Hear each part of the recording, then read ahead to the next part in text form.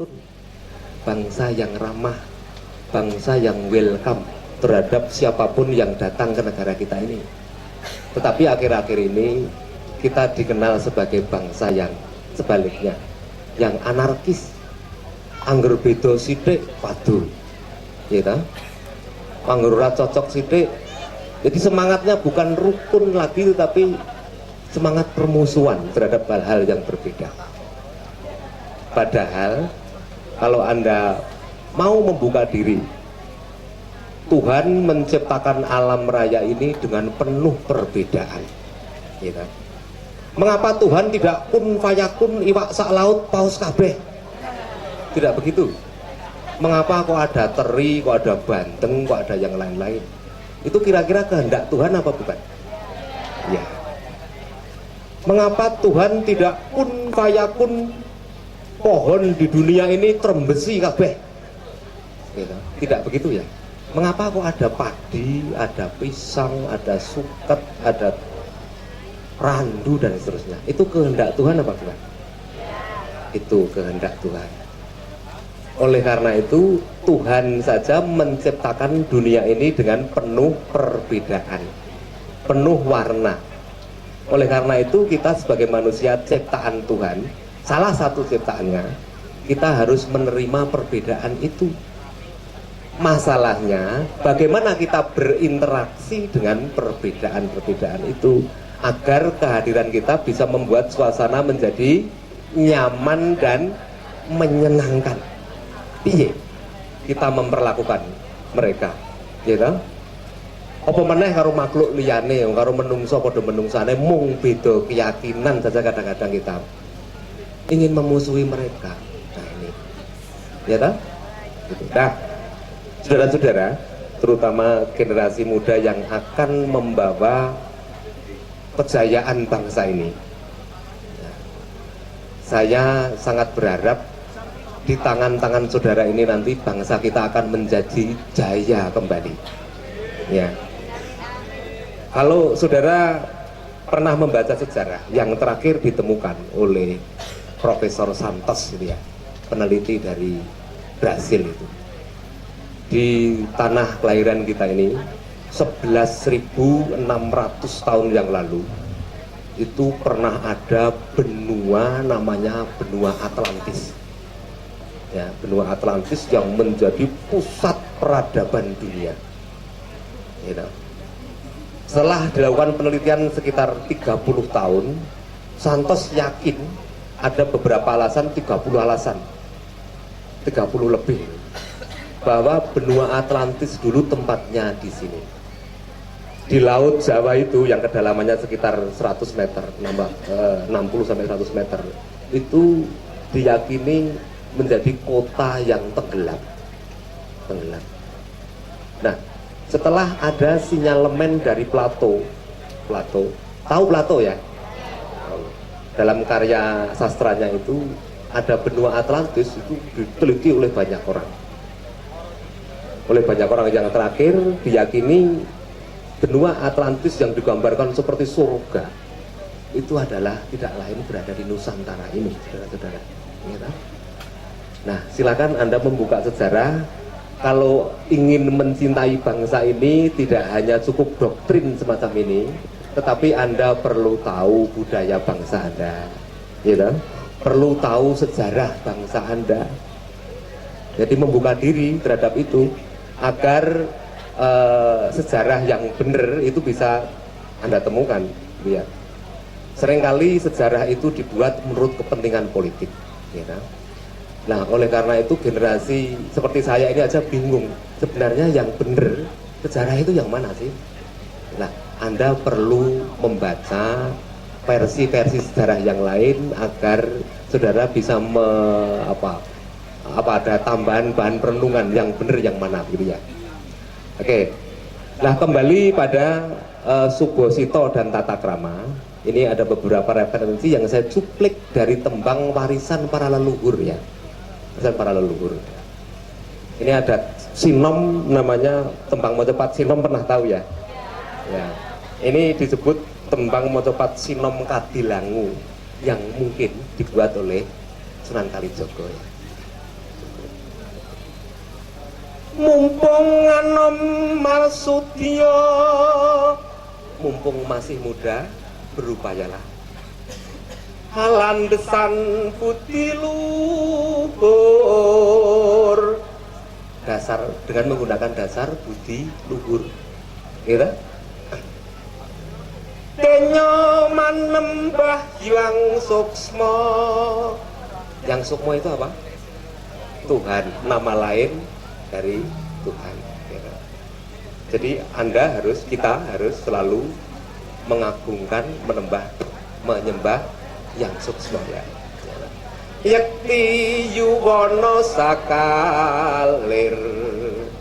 Kalau Anda pengen dimanapun selamat, satu, Anda harus punya budi luhur, kebudian Anda harus luhur. Yang kedua, menyembah kepada Tuhan. Jadi ada aspek vertikal dan aspek horizontal, gitu.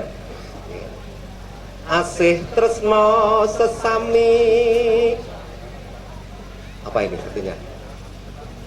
Cinta kasih kepada sesama, ya.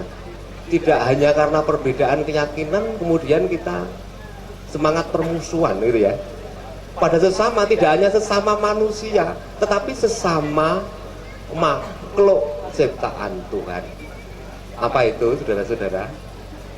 Yo menungso, yo satwa utawa kewan, yo tetuwuhan, tumbuhan.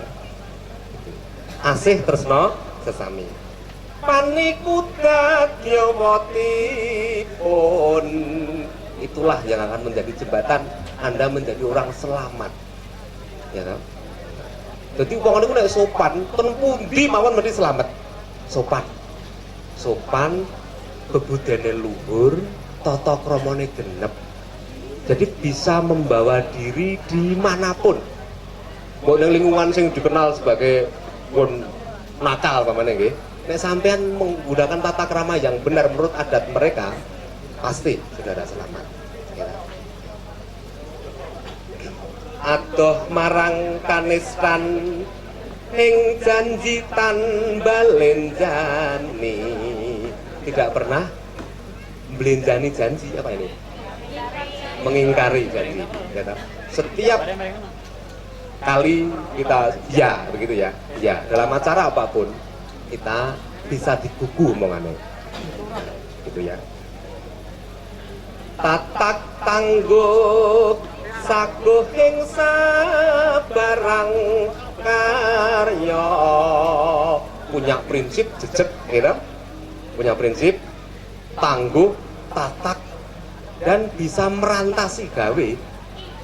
Jadi setiap kegiatan atau setiap tugas yang diberikan pada Anda, kalau Anda sudah iyo, itu merantasi gawe.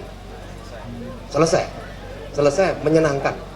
Sopo wae sing ndawuhi seneng atine karena Anda merantasi gawe. Ini ya toh.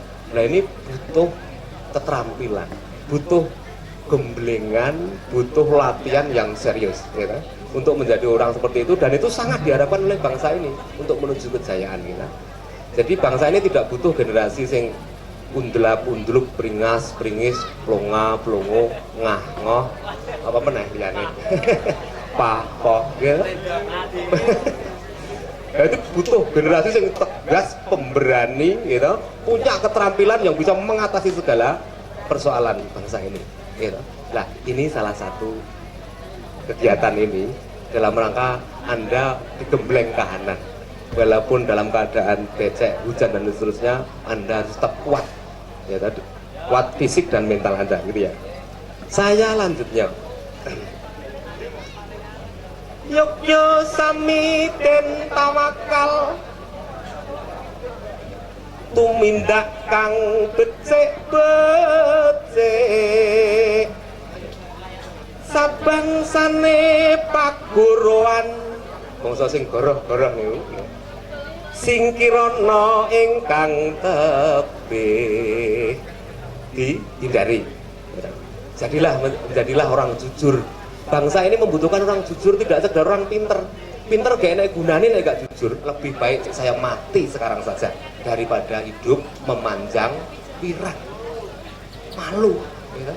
Tapi kelihatannya sekarang dibalik, kelihatannya. gitu. Kewirangan yo ben. Kelihatannya gitu. Lah mau kok punya anak mati. Dengan anak mati gitu. Nah, banyak saudara-saudara tembang-tembang warisan leluhur yang barangkali sudah Anda lupakan. Di dalamnya menyimpan nilai-nilai luhur. Satu tadi perwira gitu. Trisula Weda wau gitu. Ana meneh. Dedalane guna lawan sekti. Ijil niku. Kudu Anda pasor. Kalau Anda ingin menjadi orang yang sugih kagunan, sugih kepinteran dan sekti, itu dalane kudu Anda pasor. Lembah mana? Gitu. Lembah mana? Wani ngalah luhur wekasane,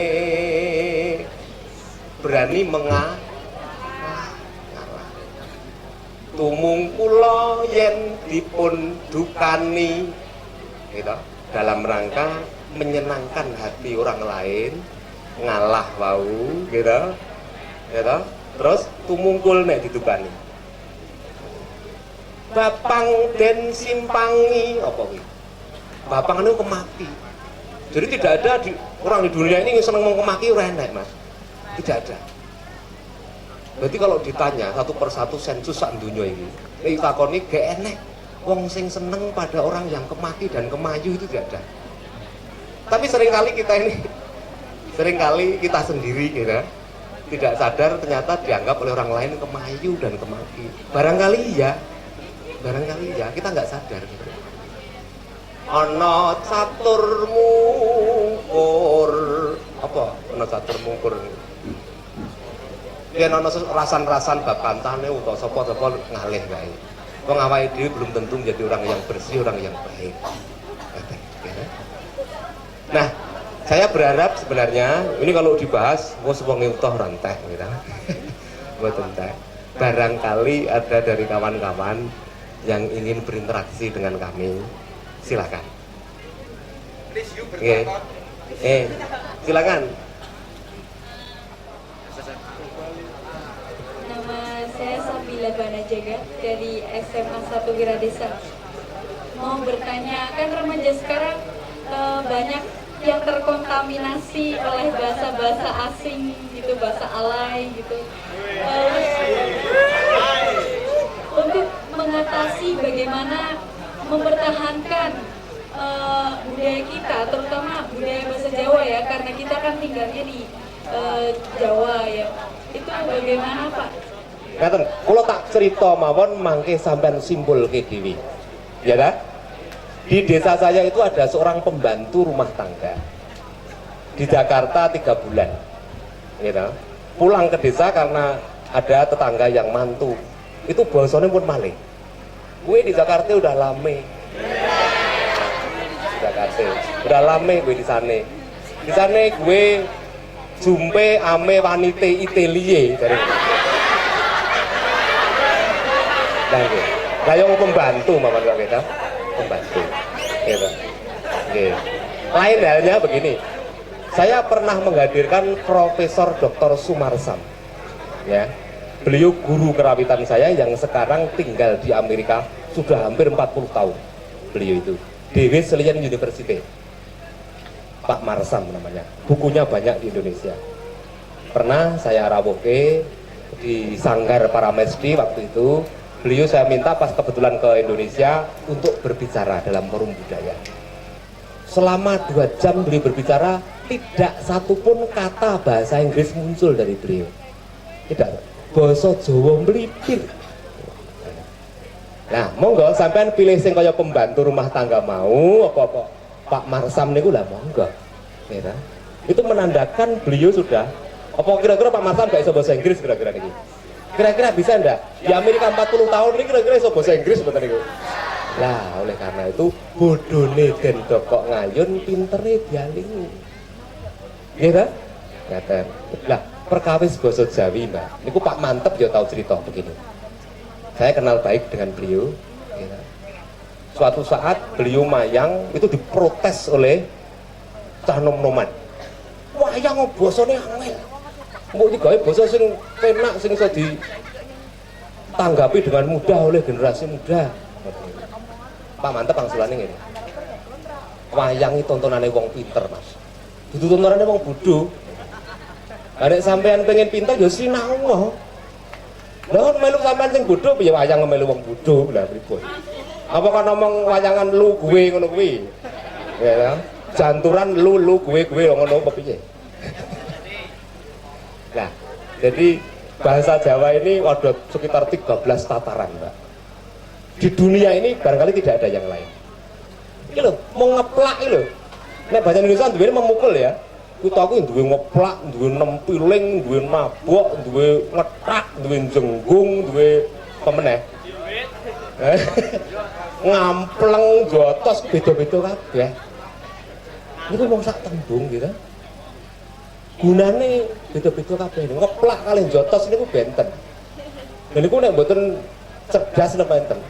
Gamelan niku Mbak, gamelan nggih, Mas. Gamelan. Di dunia ini hanya ada 8 tangga nada. Gitu.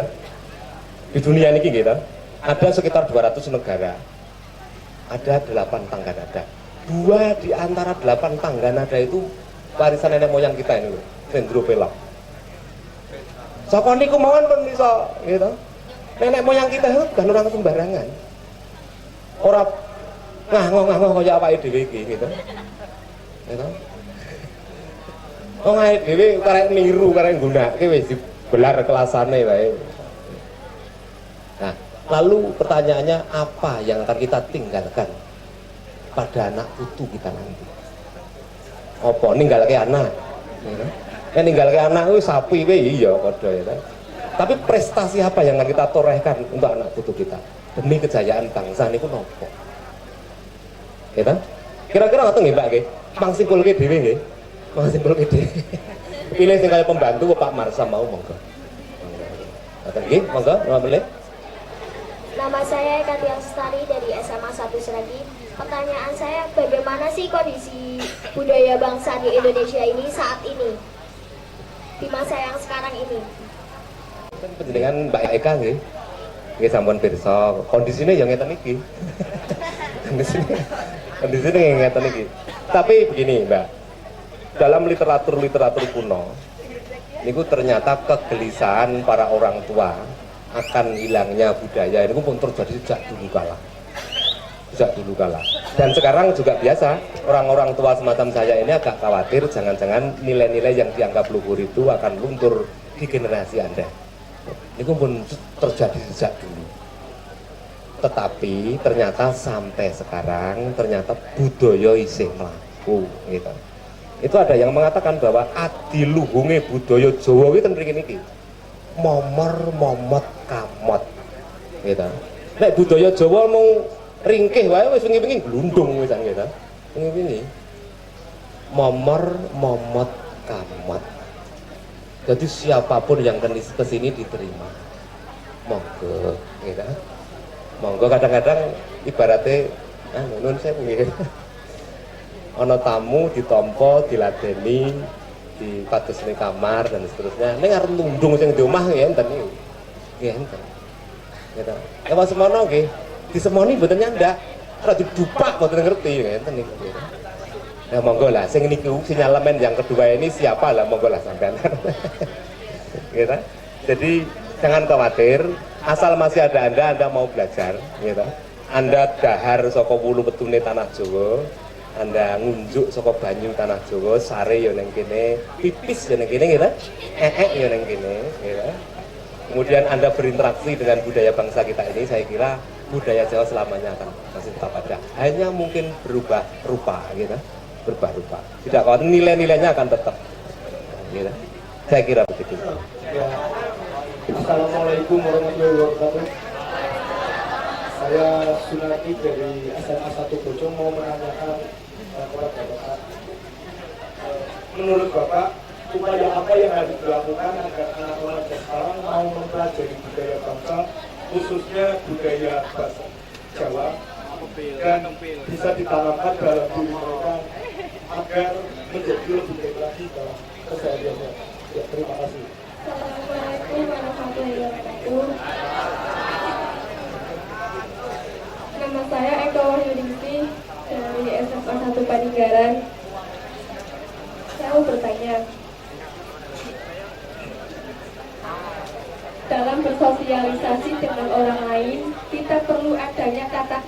sukacita. Tapi saya pernah dengar kata unggah-ungguh juga penting untuk berinteraksi dengan masyarakat. Apakah itu termasuk tata cara orang Jawa dalam berinteraksi, dan apakah makna dari unggah-ungguh tersebut? Trisulowido itu ya, yang artinya benar, jujur, dan adil. Bagaimana sih agar menjadi orang yang berciri-ciri Trisulowido itu? Untuk anak-anak zaman sekarang kan bagaimana Om? Lebih sedikit lah orang yang berciri-ciri Trisulowido itu. Terus jujur saja saya sendiri juga belum merasakan diri sendiri itu jujur, adil, dan menjadi orang yang lebih benar gitu. Cukup. Wassalamualaikum warahmatullahi wabarakatuh. Begini Mas Nardi, perubahan budaya ini tidak bisa ditolak, gitu. Perkembangan zaman, gitu, linier begitu, gitu, itu akan terus maju, gitu. Dan itu pasti perubahan itu sebuah keniscayaan, gitu. Itu tidak bisa. Jadi andai kata suatu budaya berubah rupa, itu wajar. Tetapi nilai-nilai esensial yang itu biasanya akan lebih lama melekat dalam budaya yang berubah itu ya. Lah upaya apa? Lah salah satunya ini, gitu, kemah budaya nih, salah satunya. Macam-macam upayanya. Dengan Diknas sekarang ini Pak Menteri yang baru ini mencanangkan apa? Pendidikan karakter ya. Iya ya, pendidikan karakter. Pancasila diingatkan kembali melalui apa namanya? Dalam dunia pendidikan ada karakter itu tadi ya. Yang dimaksud adalah karakter Pancasila. Luar biasa nih Mas Pancasila. Luar biasa gitu. Jadi kalau perlu ke depan barangkali nggih Mas nggih. Ke depan Mas nggih. Ke depan itu kalau perlu kita itu yang penting bertuhan Mas. Yang penting bertuhan. Ya, dan itu urusan pribadi sebenarnya, bertuhan itu. Bertuhan urusan pribadi, gitu. Kemudian berkemanusiaan dalam apa itu hubungan horizontal, gitu. Berkemanusiaan, berkeadilan, berkerakyatan. Dan istilah Jawanya ada lagi Mas. Horizontal itu memayu hayuning bawono. Vertikalnya manunggaling kawula Gusti. Gitu. Itu. Manunggaling kawula Gusti soal pribadi niki. Soal ketuhanan. Terus memayu hayuning bawono. Memayu itu apa Mas? Memayu itu membuat ayu, mempercantik hayuning. Hayu itu selamat. Jadi mempercantik dan menyelamatkan dunia ini yang penuh perbedaan itu. Itu ajaran leluhur kita. Memayu hayuning bawono.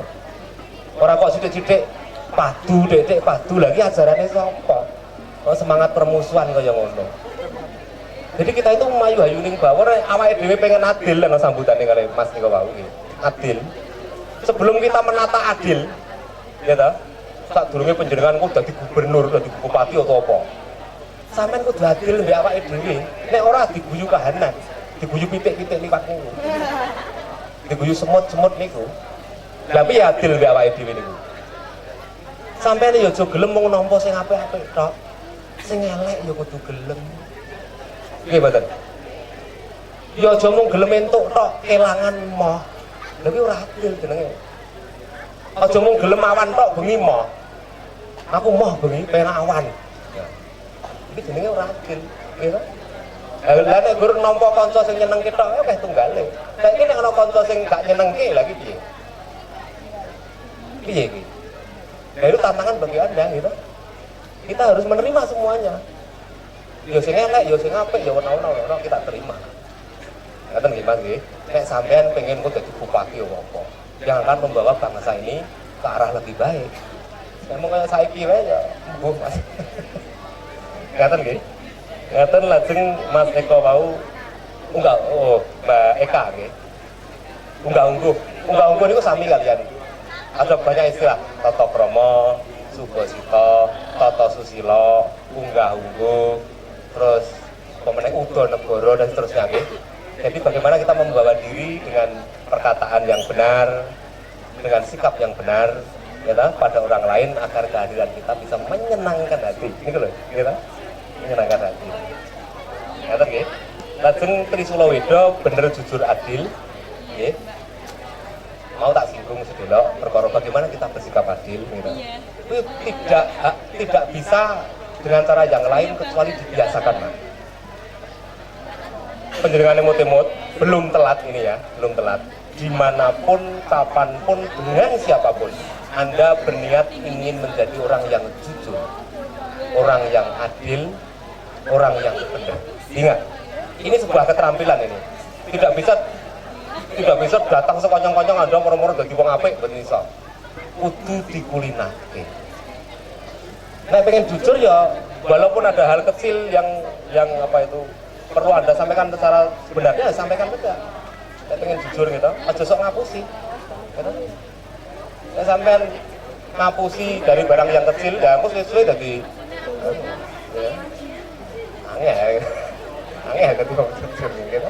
Ngeten nggih, dibiasakan nggih. Dengan cara dibiasakan. Saya sangat berharap generasi saudara nanti yang akan membawa kejayaan bangsa ini. Ini. Jadi ketika ini yang ingat-ingat bener, jujur dan adil. Ya. Itu. Apa guys yang terakhir ini? Apa mau yang terakhir apa? Bukan kabeh. Oke, ya wes. Ana meneh? Bisa meneh saya seneng ya. Aku wayangane ora anu lho. Ora kumanan. Saya akan mengatakan jujur, ya betul. Hari ini saya menangis. Benar, nanti saya menangis karena keinginan saya bersama Pak Wid ternyata ada ketika banyak pertanyaan saya merasa ternyata Anda rindu pada budaya. Betul kan? Iya. Saya juga demikian. Artinya ada sesuatu. Mari kita bangun, kita sukai. Waktu kalau ini dibedah seperti ketika Pak Wid sangat panjang. Tapi mohon pengertian, satu sesi terakhir, satu pertanyaan, ya agar bisa menutup karena masih banyak. Ya, betul. Saya menangis. Saya akan katakan jujur pada hari ini saya menangis karena saya merasa ada dugaan bahwa Anda rindu saya pun rindu pada saya. Ya. Satu pertanyaan. Dari SMA 1 Besesi mau menanyakan bagaimana sih sejarahnya nenek moyang kita itu bisa menciptakan budaya Jawa yang sangat beraneka ragam dan penuh tatanan. Terima kasih. Geografis ki mamane piye? Mamane di negara Arab, negara Arab, konon daerahnya berpasir, berpasir. Bener nggih? Oleh karena itu, agar tidak kena debu, maka rambutnya diberi kudung. Ngaten nggih? Ngaten. Dan konon di sana makanan pokoknya daging. Gitu? Makanan pokoknya daging, bukan seperti kita tumbuh-tumbuhan meno-meno. Oleh karena itu, coba Anda bayangkan seperti hewan yang pemakan daging dan pemakan tumbuhan itu tingkat kegalaannya galak yang mana? Galak daging. Makan daging, macan, serigala, apa meneh? Anjing dan sebagainya. Sing makanannya apa? Sing makanannya tumbuh-tumbuhan, wedhus dan sebagainya. Terus ya. Jadi dipengaruhi oleh jenis makanan juga, gitu. Dipengaruhi apa lagi? Kontak budaya. Kita pernah berinteraksi dengan siapa? Gitu. Apa penjenengan berinteraksi dengan saya, gitu. Barangkali menjadi bahan perenungan bagi saudara. Setidak-tidaknya untuk merubah perilaku mungkin, gitu. Lah, perilaku itu termasuk salah satu elemen budaya. Benda-benda artefak kaya gamelan merno kae gitu. Terus perilaku gitu. Mengapa orang Jepang kalau ketemu orang yang lain ingkluk gini? Ini termasuk budaya mereka. Terus yang terakhir ini terakhir apa pripun nggih? Saya melihat salam jumpa pun orang Jawa, orang Indonesia itu nek wis raket ki lho, pokoke digeret gase gitu. Ngene iki lho. Ngene iki. Iki kita lagi bae iki. Dulu saya belum pernah saya pernah kaget waktu salaman dengan Pak Gub apa siapa kemarin digeret itu aku ora iso ya. Saya tidak bisa Nah, ini loh Mbak, jadi Jadi pengaruhnya macam-macam, ada kontak budaya, tidak sekonyong-konyong datang. Dan proses penciptaan gamelan ini juga dalam waktu yang sangat panjang, gitu. Mungkin ribuan tahun. Gitu. Demikian pula basa Jawa, perilaku, ganggu dan seterusnya itu tidak dalam waktu dekat. Gitu. Oleh karena itu, saudara nanti akan bisa mewarisi budaya pada generasi Anda, gitu, untuk anak cucu Anda. Nah, sampean piye? Sampean piye? Akan mungkin terpengaruh oleh interaksi saudara dengan internet, dengan macam-macam, sehingga membentuk budaya baru yang akan diwarisi oleh anak cucu Anda. Ngaten nggih, rasane nggih.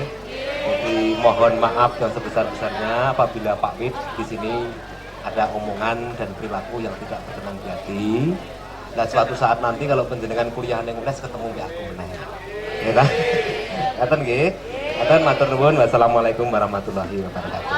Matur nuwun. Nggih, matur nuwun kula iki. Matur nuwun sampun medhar babagan namanya unggah tata krama. Saya akan ulang sekali lagi, kalau boleh saya menyimpulkan, saya marry dengan orang Jepang. Jepang sebuah negara kecil, ini referensi deh. Jepang sebuah negara kecil karena mereka mau mempertahankan budayanya sehingga dia menjadi negara kecil tapi yang punya kekuatan besar. Betul atau tidak? Jepang itu setiap orang mau masuk ke sana mempelajari ilmu-ilmu Jepang, mempelajari tentang teknologi, itu mereka harus mempelajari huruf Jepang dulu, kanji dulu. Maaf, saya orang musik, saya mencari referensi tentang pembelajaran, mencari tentang musik ya, lebih musik jazz, blues itu. Ketika dalam teori itu ada, selalu yang saya temukan mentoknya yang banyak memunculkan bukunya itu adalah buku Jepang. Hurufnya adalah huruf kanji, sehingga saya harus mentranslasikan dalam bahasa Inggris dulu, baru ke Indonesia. Karena apa? Jadi Jepang adalah seorang pencatat yang baik, sehingga semua ilmu dia catat, tapi dia tidak pernah meninggalkan budayanya. Yang namanya tradisi minum teh itu dia pertahankan sampai sekarang, ngombe teh gitu. Yang namanya pembuatan samurai menggunakan besi Hokkaido, besi katana yang diasah sampai 3 bulan itu masih dipertahankan. Jadi kalau Anda mencari empu Jepang yang mempertahankan tradisi masih ada. Tapi mari kita ingat Jawa. Bahkan adik-adik sekalian tidak pernah singgawi keris wisopo. Betul enggak? Ya, saya kata lagi, saya harus berkata jujur, hari ini saya menangis karena ada kerinduan, saya juga sama-sama rindu. Saya kepengen kembalikan Jawaku, ya. Kembalikan budayaku, kembalikan. Ini benar, saya disebut satu sekali. Jadi, mari kita bersama-sama agar kita bisa kembali ke budaya kita, agar kita bisa menjadi bangsa yang besar adalah bangsa yang mampu menghargai budaya. Tapi kalau budaya kita hilang, ya sudah, kita mau jadi apa? Maaf saya agak sedikit panjang karena saya benar-benar ada di sini koyok desakan yang harus saya katakan. Saya tertarik ada beberapa pertanyaan tadi. Bagaimana sih untuk mempertahankan budaya Jawa? Tadi pertanyaan manis sekali, Pak. Bagaimana saya harus agar budaya Jawa tidak hilang di sana? Ini ada bentuk area. Aku tuh pengen kembali, tapi jalannya mana? Saya yakin ada di hati-hati kita masing begitu.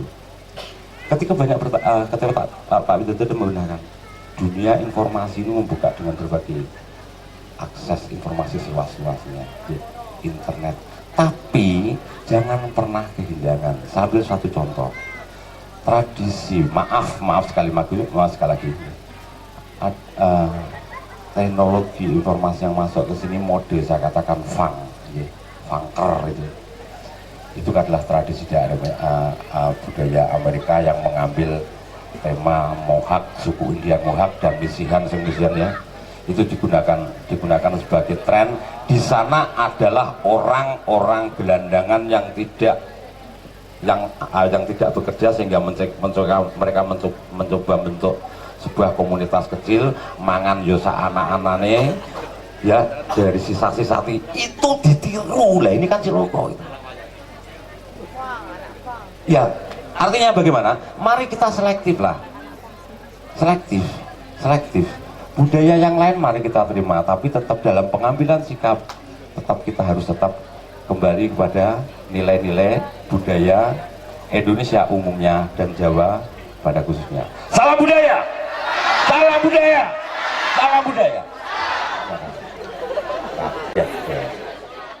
Pada kakaknya untuk kemuliaan kakaknya ada, tapi di sana juga kalau secara perjalanan acara keseluruhan ya Sumantri dalam rangka mencari kemuliaan dan dapat hati istri tadi.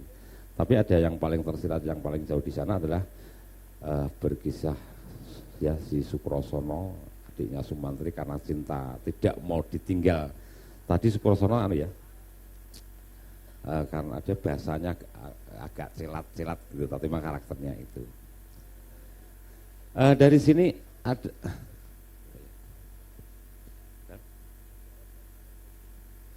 ada yang mau ditanyakan? Ya, monggo. Nah,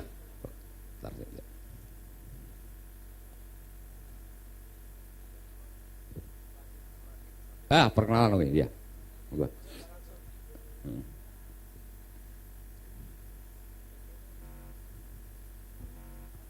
Ya. Perkenalkan, nama saya Nur Haki Tisana dari Nur Haki SMA Tisana. 1 Paninggaran. SMA 1 Paninggaran. Terima kasih Paninggaran podo sehat. Saya mau tanya Pak. Ya. Lebih utama mana keteladanan antara tokoh Sumanti dengan Sukrosono? Lebih utama mana keteladanan Sukrosono dan Sumantri? Yang menjawab ini adalah Mas Adit selaku penyaji. Monggo Mas Adit. Nggih. Assalamualaikum warahmatullahi wabarakatuh. Nggih. Matur nuwun sanget. Nggih, ingatosipun adik-adik kula tesih gatekke wayang kula. Nggih, ngeten. Penjelasanipun Sumantri kalih Sukosrono nggih. Sumantri menika terserat dalam surat naminipun menika Tripoma nggih. Tripoma menika 3 tokoh yang dianggap sebagai suri tauladan. Yang nomor 1 adalah Sumantri, terus yang kedua Kumbakarna, yang ketiga adalah Adipati Karna. Sumantri, antara Sumantri dengan Sukosrono itu suatu yang tidak bisa dipisah-pisahkan. Karena apa? Sumantri nggak mungkin menjadi patih tanpa bantuan adiknya. Begitupun juga kejiwaan Sumantri yang mempunyai istilah naminipun yang disampaikan oleh Pak Wi tadi, tinimbang pripun Pak mati wirang, tinimbang wirang aluwung mati nggih. Nggih ngoten niku. Dadi Sumantri itu daripada kan gini ceritanya. Sumantri itu telah istilahnya itu saguh kepada sang raja. Dari itu setelah Sumantri saguh apa saja yang akan diperintahkan oleh Sri Harjuno Sosro kepada Sumantri, Sumantri harus mau nggak mau harus menjalankan perintah semua itu gitu. Jadi dalam tradisi pedalangan mesti ada yang namanya yen yo yen ora ora, yen saguh kok ngarep. Jadi istilahnya kalau misalnya aku bacot saguh, aku bacot saguh ngestokke dawe guru, aku ya kudu ngono, piye caraku. Lah setelah itu Sukosrono melihat kakaknya itu istilahnya itu kebingungan, daripada aku gagal dalam daripada aku pulang Sumantri tidak diangkat menjadi patih, lebih baik aku bunuh diri untuk sebagai tumbal, biarlah kakakku yang menjadi patih, kakakku yang menjadi istilahnya diterima pengabdiannya di Maespati gitu. Jadi antara Sukosrono dan Sumantri itu suatu hal yang tidak bisa dipisahkan. Maka namanya antara pengabdian dan pengorbanan. Tuh, terima kasih. Monggo, Pak. Ya, keteladanan sebuah pilihan. Sumantri ada keteladanan yang bisa kita simak dari sana, pengabdian. Tetapi Sukrosono juga ada keteladanan yang patut kita contoh. Kalau Pak Wid pernah ngetikan sebuah pilihan, sebuah pilihan, ya baik ditunjuk dari mana, buruk ditunjuk dari mana, nah itulah orang Jawa, wong Jawa gini. Apik mungguh kowe durung durung ya mungguh aku durung durung mesti apik kanggo kowe. Sing apik ya padha-padha ngrumangsani gitu. Gitu deh ya, kira-kira jawabannya kayak begitu. Jadi sebuah pilihan, ada keteladanan yang kita ambil dari Sumantri, ada karena apa ya, karena kekokohan beliau dalam ngugemi dawuhing ya, dawuhing si raja tadi Arjuna Sosabau itu. Kemudian ada keteladanan yang kita dari Sukrasana karena kecintaan beliau pada membela karena jadi sebuah pilihan. Ada yang lain barangkali? Yuk, sana. Mas Adi tetap di sini, Mas. Anjir. Dalam? Nggih. Waktu kita agak singkat karena harapan saya nanti jam 12 semua sudah istirahat. Tapi masih saya monggo. Dek, dari mana, Dek? Saya dari SMA 1 Kajen. SMA 1 Kajen, ya. Ya.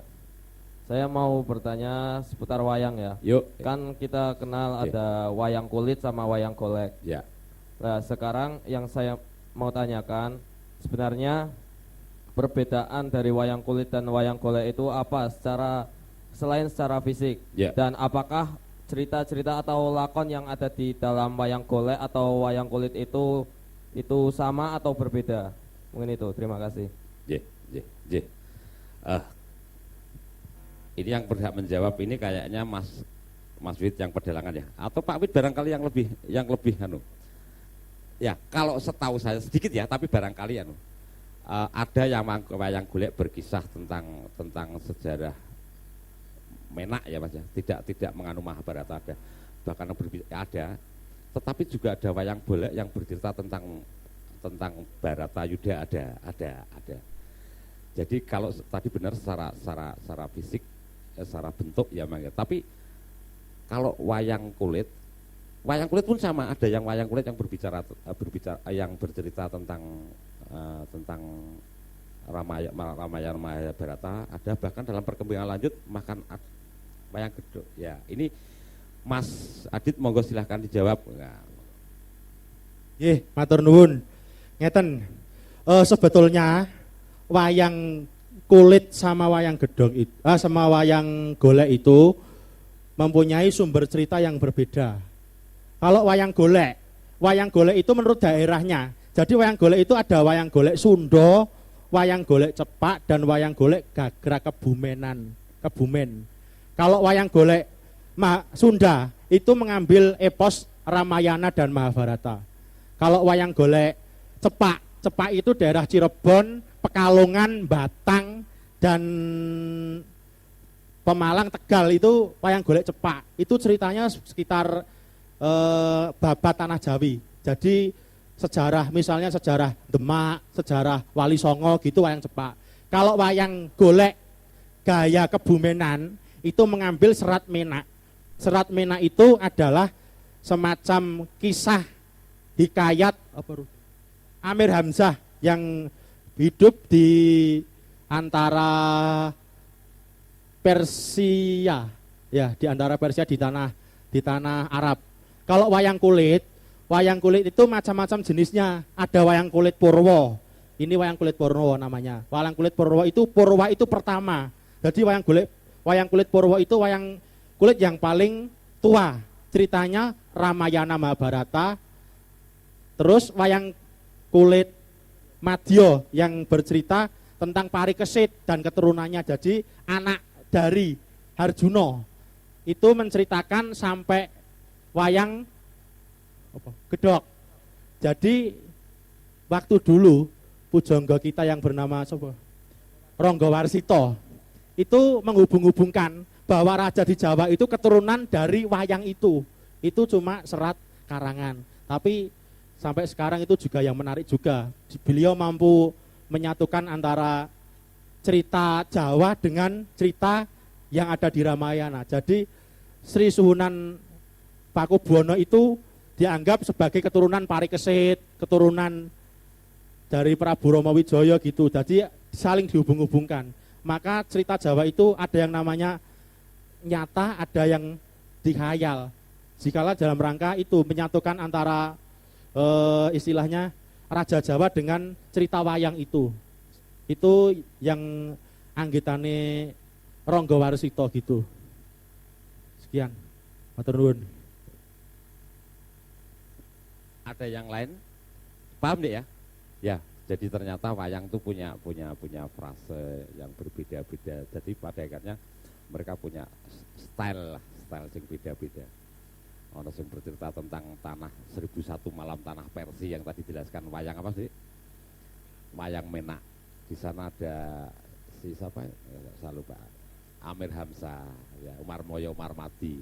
Itu berkisah tentang daerah sana Persia, sana di sini, Abu Nawas. Kemudian wayang Purwo ini adalah wayang ini yang pertama kali berkisah tentang ketika manusia ada, ya malah ketika telur itu ya, yang katanya Semar Togog dan ya sampai Pendowo ini pupus, Pendowo ini habis. Yang ya, itu berbicara Purwo.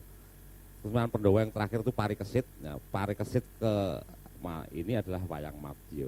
Gitu Mas Adit ya? Ya, ada yang lain? Oh, di sini Mas ya. Ya, 3 pertanyaan lagi. Sekalian ben nanti dijawab Mas Adit ora anu. Assalamualaikum warahmatullahi wabarakatuh. Wassalamualaikum warahmatullahi wabarakatuh. Nama saya Sri Suryati dari SMK Nurul Umah Paninggaran. Nurul Umah Paninggaran Sri Suryati, monggo.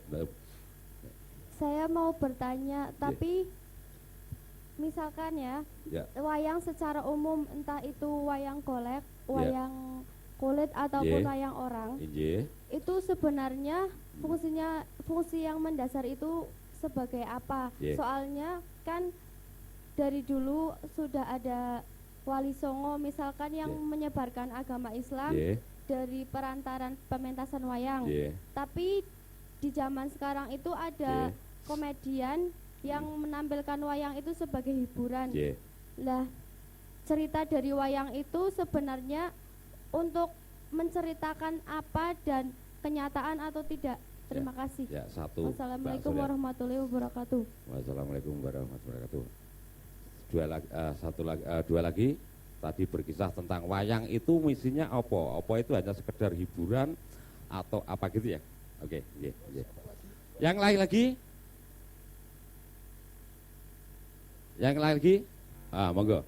Mbak Suryati, terima kasih. Saya Roro Yuswo Genanti dari SMA 1 Kajen. Saya gantian akan bertanya kepada Mas Heru ya. Mas Heru ada 2 loh, yang sini. Yang Mas Heru. Pak Dalang. Oh ya, kalau kan ini yang dari tadi kan Pak Dalangnya, terus sekarang yang di belakangnya Pak Mas Dalang. Heru. Ya. Yang jelas yang pertanyakan tidak yang perlu jawab awal masih bujang. Ya. Yang saya ingin tanyakan karena kan pedalangan sekarang kan sudah jarang mungkin diminati oleh para remaja. Nah, alasannya Mas Heru memilih jurusan pedalangan itu apa?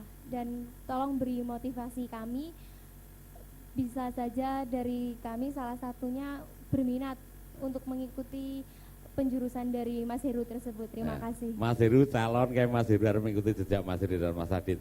Perlu digoroyokan karena Mas Adit. Terima kasih. Dari Mbak siapa Mbak? Ya, Mbak Roro, dari SMA 1 Kajen ya. Ya, SMA 1 Kajen. Satu lagi yang sini tadi monggo. Ya. Yang satu tenang Perkenalkan, nama saya Dona Septian dari SMK Muhammadiyah Kajen. Muhammadiyah Kajen. Pertanyaannya, dulu wayang sebagai alat dakwah. Bagaimana cara orang untuk tertarik dalam dakwah yang dengan menggunakan wayang itu? Terima kasih. Oh ya. Sudah ya. Nuhun sewu, lebih jelasnya nanti Mas Adit. Tapi kalau mohon bergarisbawahi, jauh sebelum Islam masuk ke sini wayang gamelan sudah ada. Ini yang perlu dipahami dulu, ya. Bukan setelah Wali Songo ini baru ada wayang. Jangan salah, ya. Sedah Panuluh, Walmiki itu jauh sebelum Islam ada sudah itu sudah dibuat. Jadi bukan karena Islam masuk sini kemudian baru ada wayang, tidak. Wayang itu adalah dia sudah ribuan tahun jauh sebelum. Ini yang perlu dikaji. Jadi itu yang perlu saya luruskan dulu. Wayang sebagai media dakwah Ya, karena pada jauh sebelum Islam wayang sudah menjadi nafas untuk sebagai apa di tanah Jawa ini. Ya perlu saya luruskan dulu. Jadi wayang bukan karena Wali Songo, tapi Wali Songo menggunakan wayang sebagai salah satu media penarik. Ya tahu ya, media penarik ben anu tuh piye. Kayaknya begitu ini sekitar. Yang perlu saya luruskan bahwa wayang ada jauh sebelum Sunan Kalijogo, sebelum para wali ada. Nggih. Kayak gitu Mas Adit nggih? Ya, betul. Gitu Pak Wid ya, Pak Wid. Ini sebagai tokoh budayawan. Ya, wayang di Gunung Jawa. Ya, saya katakan itu kalau boleh saya luruskan dulu. Nah, lebih jelasnya monggo Mas Adit untuk lebih menjawab. Kemudian tadi Mbak Anu nanti Mas Heru yang jawab nggih. Rasa deg-degan Mas Heru. Nggih. Anu nambahi mawon saking Pak Heru wau. Wayang itu pada zaman wali itu sempat dilarang. Jujur, wayang itu wali itu sempat mengharamkan. Karena apa? Wujud wayang pada zaman dahulu itu menyerupai manusia. Jadi gambarnya itu bukan, kalau wayang sekarang itu kan gambar karikatur. Tangannya sampai bawah, terus hidungnya diolor sampai panjang. Kalau zaman dahulu itu wayang sempat dilarang oleh wali. Kalau ingin tahu gambar wayang sebelum wali itu tertera pada relief candi. Lihat saja di Prambanan atau di Borobudur itu wayang zaman dahulu itu bentuknya kayak gitu. Jadi bukan yang seperti sekarang. Lantas menurut tradisi oral yang kebenarannya sulit dipertanggungjawabkan itu wayang itu yang mengubah Wali Songo, itu Sunan Kalijogo, tapi itu belum teruji secara tertulis, kebenarannya belum ada. Karena memang mungkin itu juga istilah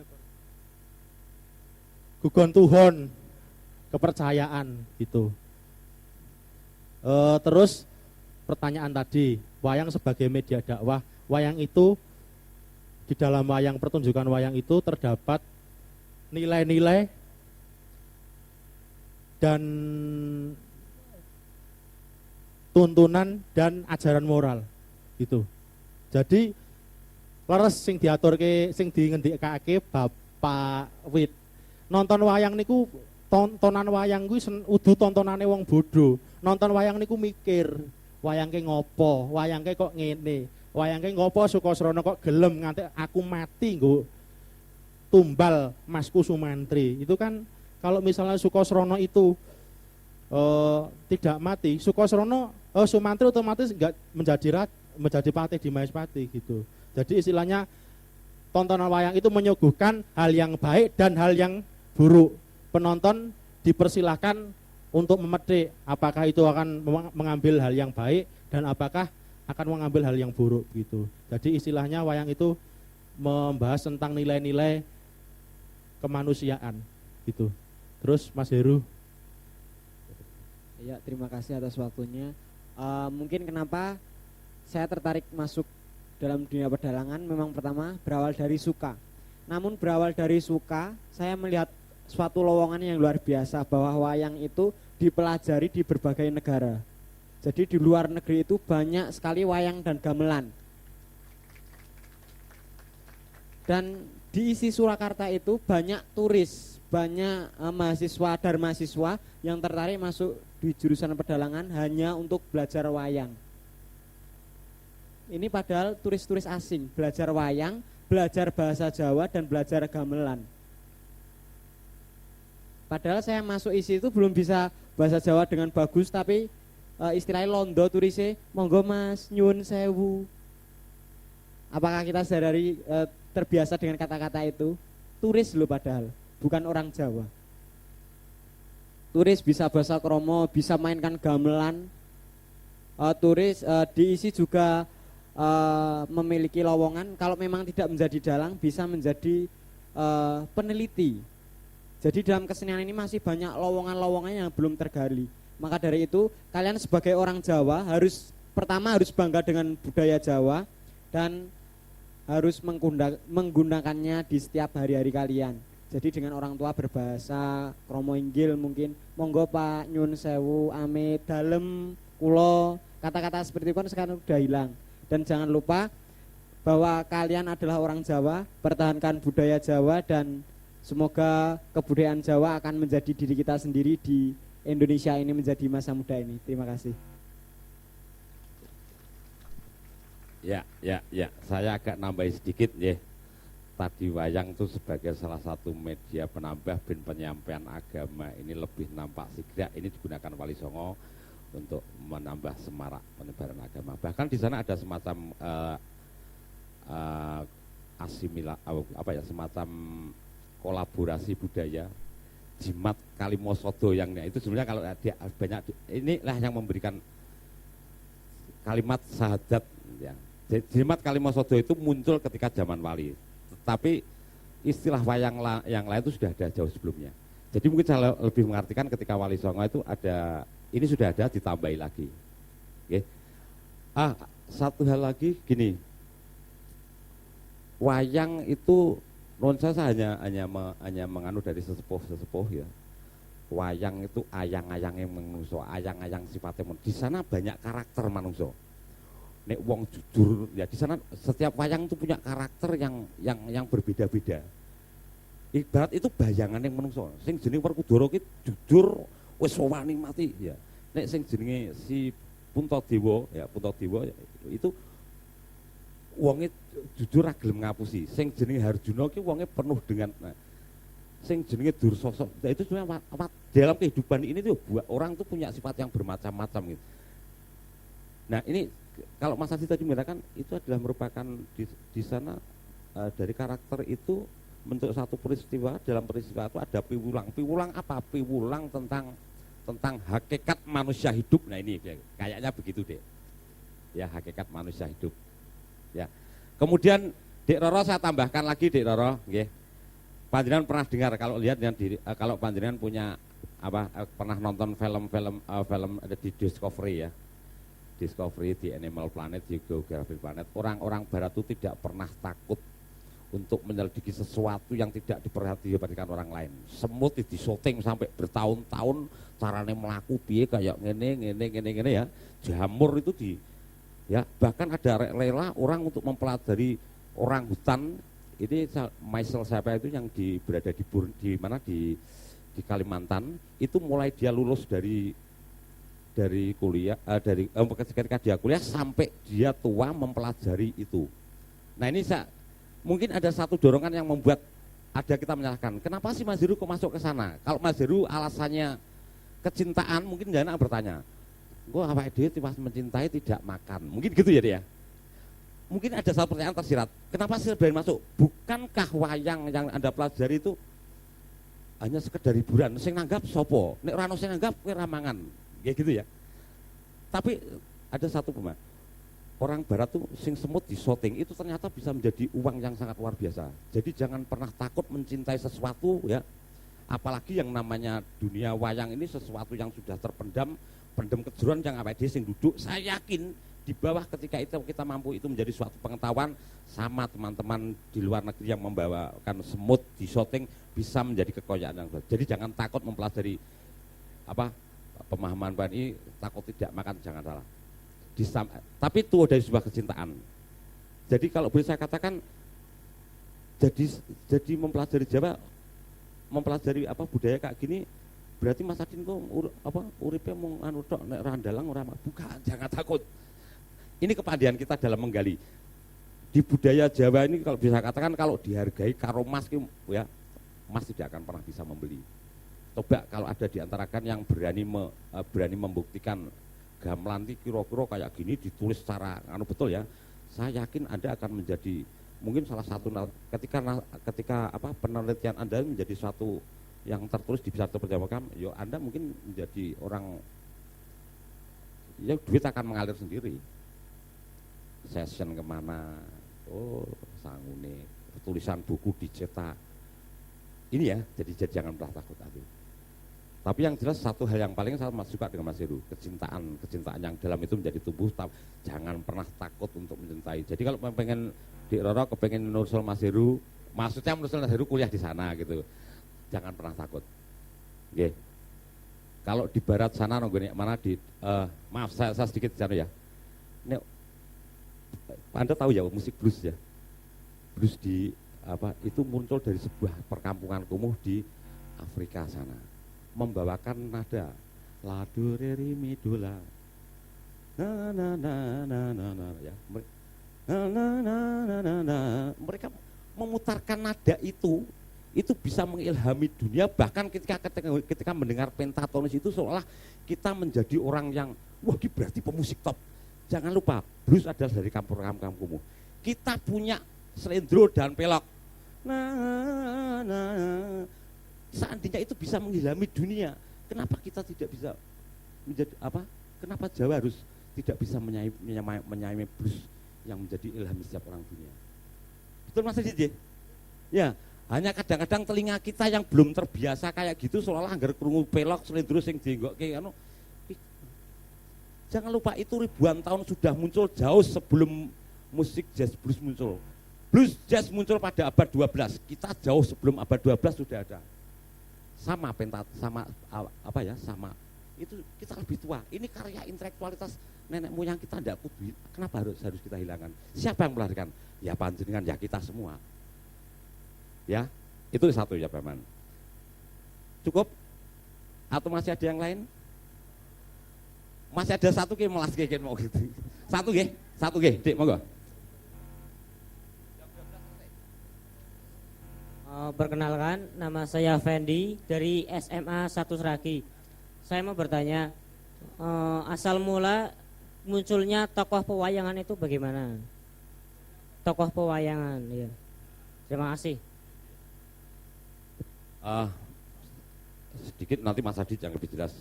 Empu Sedah, Empu Panuluh itu menulis sebuah kisah Mahabharata, kemudian Walmiki menulis kisah Ramayana. Walmiki diyakini orang India, Sedah Panuluh adalah di tanah Jawa. Gitu Pak deh.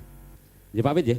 Nah, jadi munculnya, nah ini ini yang nanti yang menjawab itu. Tapi kalau boleh saya menarik garis, orang mengatakan dikatakan mungkin suatu inspirasi yang muncul bisa menjadi momen dunia ini. Kalau boleh saya sedikit agak gegabah, sing jenenge wahyu ya kuwi. Ya, yang namanya wahyu itu tuh.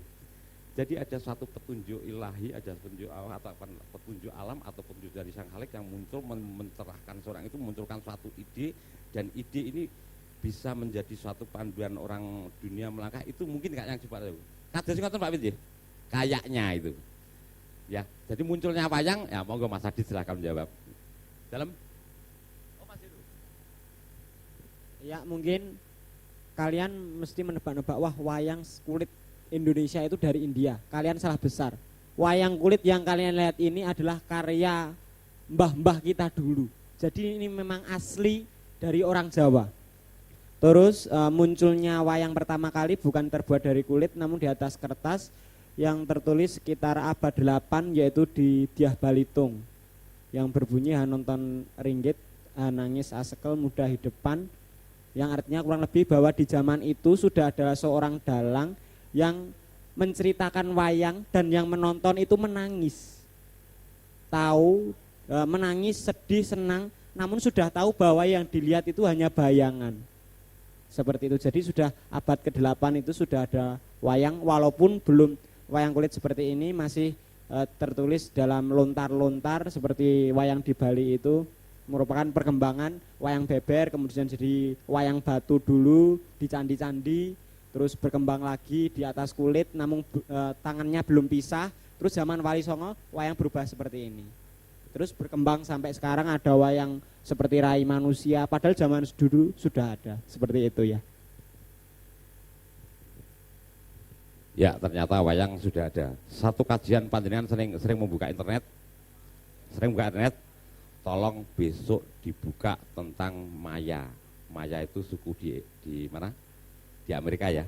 Kemarin ada geger tahun 2012, bulan 12, tanggal 12, kiamat, wong do geger, do bingung, bukan diterca. Jangan salah, Maya tidak pernah membuat ramalan kiamat. Dia hanya mengatakan penanggalan itu habis. Ibaratnya kalau dari sini sebuah putaran, 0 dari sini, muter suatu kembali, dia harus memulai angka 1 lagi habis. Dan itu jatuh pada tanggal 12 bulan 12 2012. Ya itu. Maya adalah suatu di Maya di sana banyak ditemukan artefak-artefak yang usianya ada yang 6.000 tahun sebelum Masehi, bahkan ada yang 8.000 tahun sebelum Masehi. Nek 8.000 tahun sebelum Masehi itu berarti 10.000 tahun yang lalu. Sekarang tahun 2013 ya. Silahkan lihat di artefak Maya. Di sana ada bentuk-bentuk ukiran manusia, berkisah tentang Maya, yang ada kesamaannya dengan bentuk-bentuk yang ada di Borobudur. Paham maksud saya? Jadi di sana tuh ada bentuk relief gitu, yang cirinya tuh sama yang ada di Borobudur. Jadi ada manusia istilahnya di wayang ada kelat baune. Kemudian ada nganu telinga di wayang disebut sumping ya. Kemudian gelang kaki. Ada persamaan ciri fisik dalam karya itu yang sudah dibuat Maya pada 8.000 tahun sebelum Masehi. Ada apakah gerangan? Pertanyaan besar. Berarti artinya budaya wayang yang tertulis di sana, kalau di sana sudah bisa membuat ada, berarti pemahaman tentang bentuk yang gigi itu sudah 8.000 tahun yang lalu. Di India itu yang di Candi saya lupa namanya. Itu yang dibuat ketika abad kedua, berarti tahun 200. Itu mempunyai persamaan fisik reliefnya, ada kelat baune, ada sumpinge, ada sabu, hampir sama yang ada di Borobudur. Silahkan dilihat, nanti silahkan dibuka web itu di sana benar atau tidak. Nah, ya, ini membuktikan bahwasanya karya intelektual dalam bentuk peninggalan nenek moyang yang ada di Jawa ini ternyata usianya bukan dari kemarin, tapi sudah ribuan tahun yang lalu. Nanti silakan dibuka ya. Jadi usia kita, wayang itu tidak macam-macam, ternyata sudah jauh gitu. Nanti silakan dibuka. Ini bukan kata saya ya, kata mereka penemuan pintar. Ya, makasih. Kebetulan saya suka dengan kayak gitu. Termasuk yang dikatakan Pak Wit, tadi ada Aloysius Santos, itu seorang profesor Brasil matematika. Itu merelakan gajinya selama 14 tahun, gajinya hanya digunakan untuk menyelidiki tentang dunia yang hilang, Kepulauan Atlantik ya. Dari naskah Sokrates mengatakan kerajaan Atlantik itu nong Samudra Atlantik sana. Tapi Aloysius Santos mengatakan kerajaan Atlantik itu tidak di sana, tapi di mana? Diperkirakan di Indonesia ini, malah di Punjere di Selat Sunda itu. Itu dia mempunyai 33 bukti yang menunjukkan bahwa kita itu punya ternyata yang digembar-gemborkan orang bahwa kerajaan Atlantik punya peradaban yang tinggi itu tidak di sana, ternyata di sini. Yang menyelidiki bukan orang Indonesia, malah orang Brasil ya, seorang pintar itu. Nek Anda punya waktu silahkan buka web Aloysius Santos ya, tentang dunia yang hilang. Dibuka. Di sana Anda bisa banyak tahu. Jadi maka saya katakan, saya tadi agak emosional ketika melihat kalian banyak pertanyaan, ada respect. Ini kerinduan saya terjawab, ternyata mari kita bersama-sama kita cari. Ya itu barangkali menjadi kajian, nanti silahkan, ternyata budaya ini luas, mari kita cari bersama-sama. Sehingga harapan kita suatu saat Indonesia ini akan ketemu karakter budayanya, terlebih Jawa akan ketemu karakter, dan kita akan menemukan karakter kita sebagai orang Jawa. Ya itu aja yang saya sampaikan. Saya tutup session untuk melakukan kegiatan besok seyogianya ini jam 12. Silahkan nanti adik-adik masuk ke ruang yang telah ditunjuk, yang putri berada di SD sana, kemudian yang putra di musola di balai desa. Cukup ya? Ya. Salam budaya. Ya, tanpa penghormatan silahkan menuju ke ruang ditunjuk. Selamat malam, saya akhiri. Wassalamualaikum warahmatullahi wabarakatuh. Jangan lupa mohon sampahnya dibawa dikumpulkan. Ya. Ini juga merupakan salah satu budaya santri, budaya orang Jawa itu seneng sersik.